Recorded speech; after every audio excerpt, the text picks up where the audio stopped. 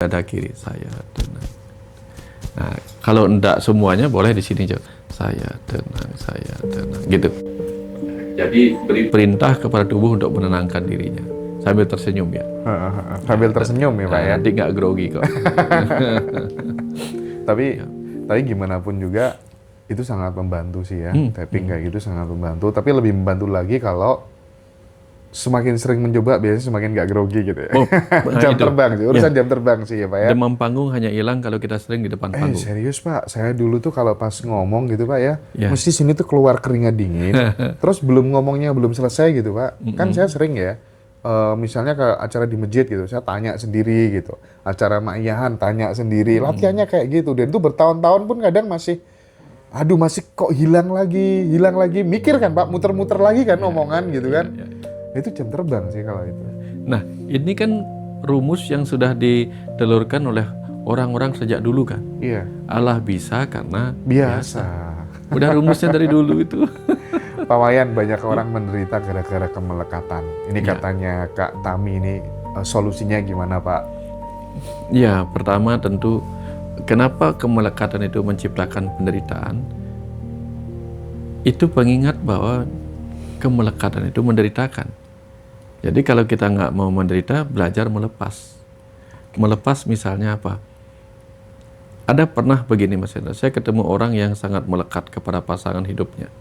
Sehingga dia menjadi sangat-sangat gelisah ketika menyadari pasangan hidupnya tidak sesuai dengan apa yang diharapkan sikapnya. Terus saya bilang, kenapa Mas mengizinkan atau memberikan cinta 100% kepada pasangan?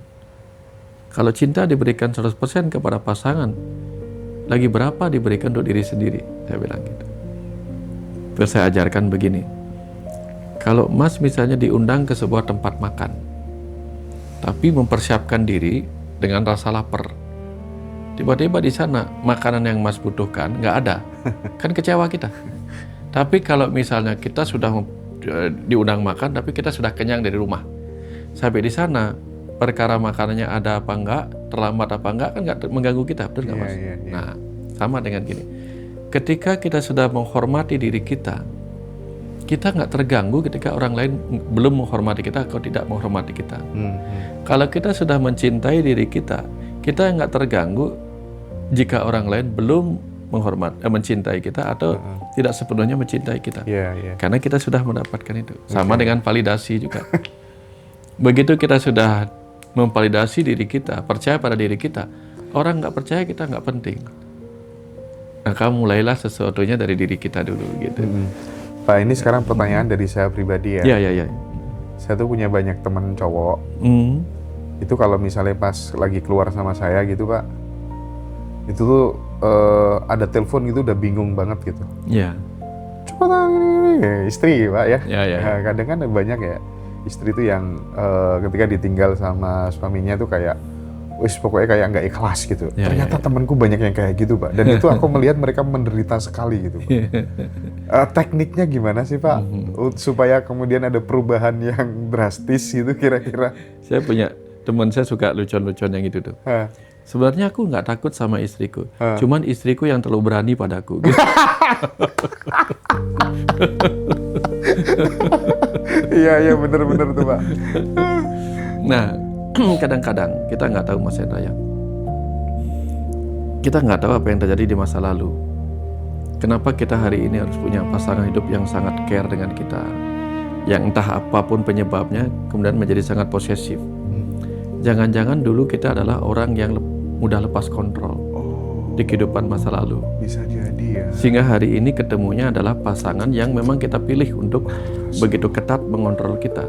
Karena dulu kita suka kebablasan gitu. Kita nggak pernah tahu itu kan.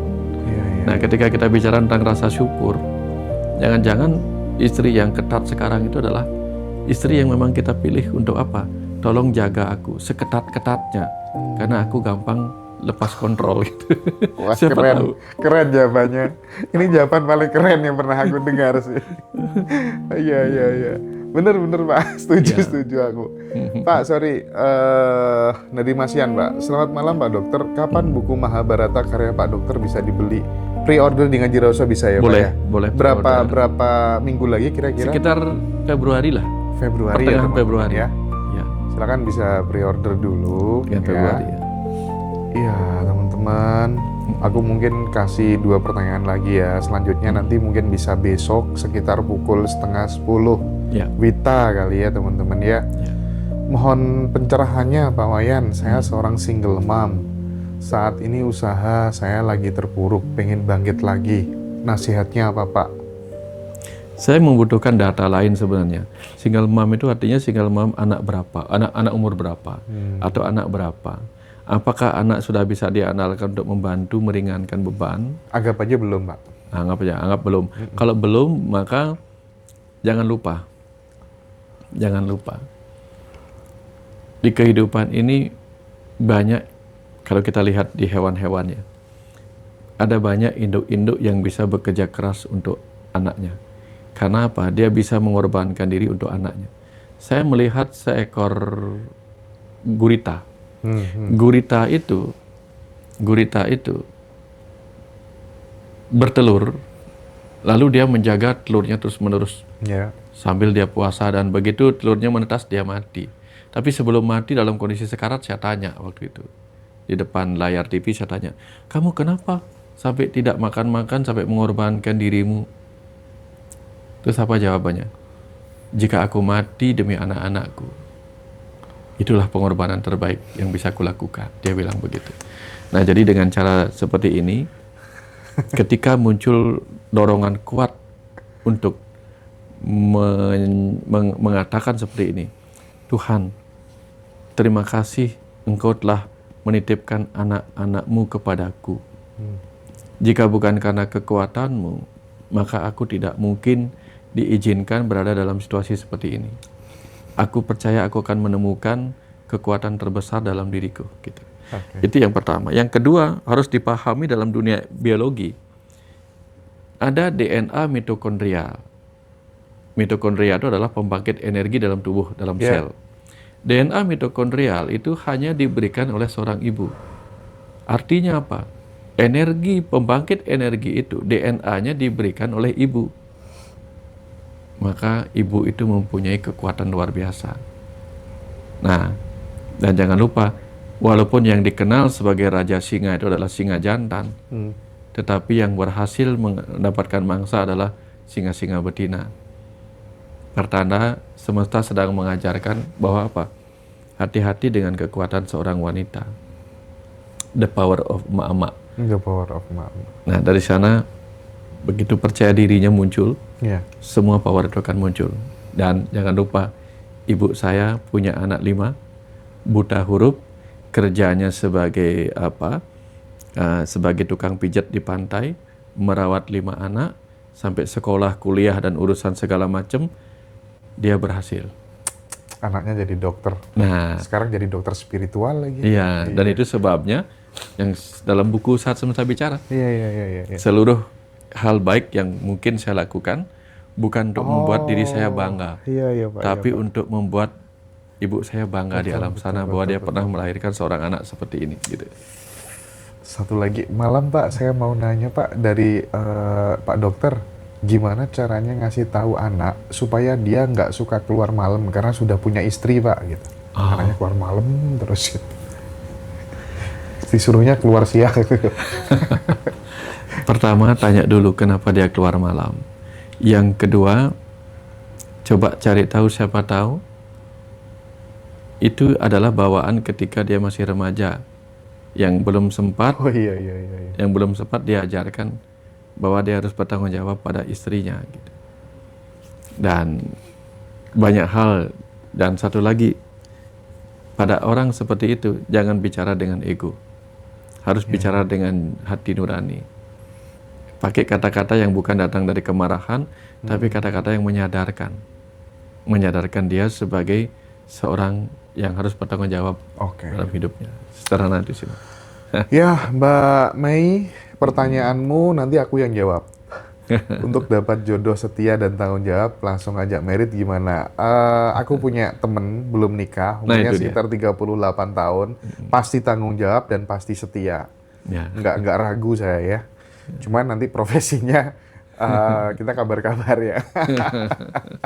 Pak Wayan, terakhir sebelum malam ini kita pamit undur diri buat teman-teman semuanya.